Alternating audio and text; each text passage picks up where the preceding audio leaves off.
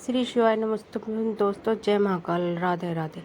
जैसा कि आप सबको पता है कि अब दतिया में पार्थिव शिवलिंग की कथा चल रही है। तो ऐसे में गुरुजी ने 14 अगस्त को पार्थिव शिवलिंग की रुद्राभिषेक के लिए मना कर दिया कि वो रुद्राभिषेक ऑनलाइन नहीं कराएंगे। अगर आपको रुद्राभिषेक करना है तो आप 15 जुलाई वाला वीडियो निकाल कर आप रुद्राभिषेक कर सकते हैं। तथा गुरुजी से किसी ने पूछा कि हम पार्थिव शिवलिंग बनाते हैं तो वो तिड़क जाता है या उसमें दरार आ जाती है। तो गुरुजी ने बताया कि जब पार्थिव शिवलिंग बनाते वक्त आप उसमें या तो शुद्ध गाय का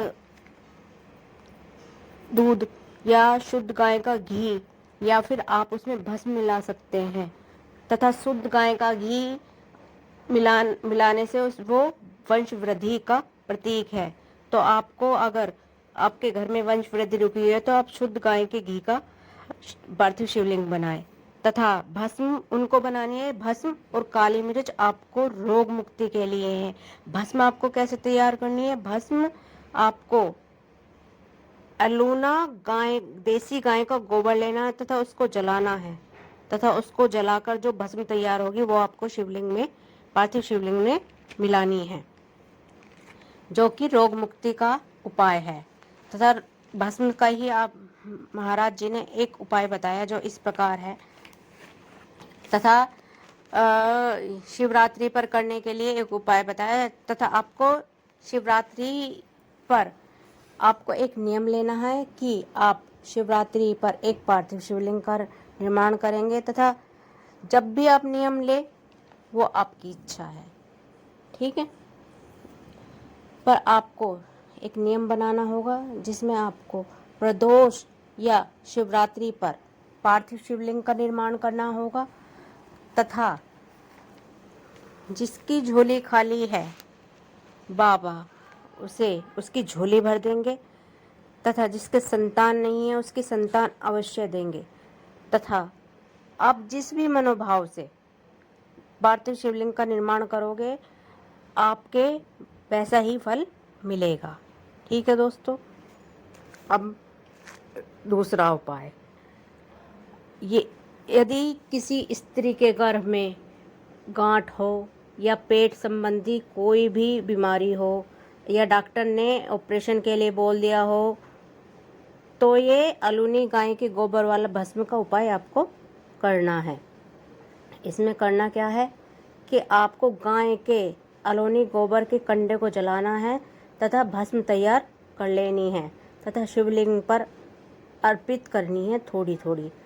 तथा श्री शिवाय नमस्तुभ्यं बोलते हुए तथा एक लोटा जल चढ़ा देना है। तथा वहाँ से डिब्बी में थोड़ी सी भस्म आपको लेकर आनी है।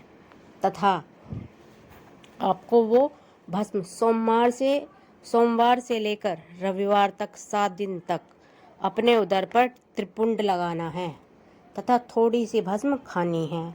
यदि त्रिपुंड लगाते वक्त या खाते वक्त आपको दिक्कत होती है तो आप भस्म का लेपन कर सकते हैं अपने उदर पर।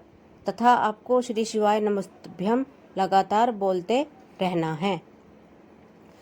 अगर त्रिपुंड ना बने उदर पर तो आप उसका लेपन कर सकते हैं। तथा और जो भी कोई परेशानी देखने को मिलती है इसमें आपको जरूर लाभ होगा।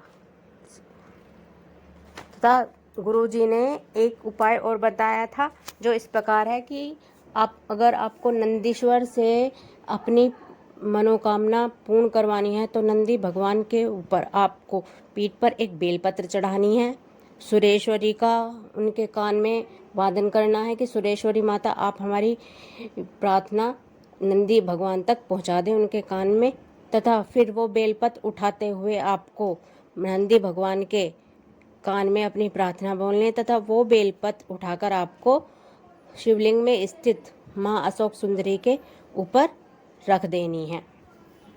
तथा चौथा उपाय जो कि आपको गुरुजी ने एक 7 दिन का नियम बताया जिसको भगवान प्राप्त करने हैं, उसमें आपको करना क्या है? आपको सुबह उठना है। सुबह उठते ही आपको अपने बिस्तर पर, आप नहाए ना हो धोए ना हो, आपको ही ना आपका भगवान का नाम लेना है 5 बार। आपको उठते ही अपने बिस्तर पर भगवान महादेव, देवादिदेव महादेव का नाम लेना है, या राधे राधे लेना है, या श्री शिवाय नमस्तुभ्यं बोलना है, या राम का नाम लेना है आपको, तथा फिर उठना है।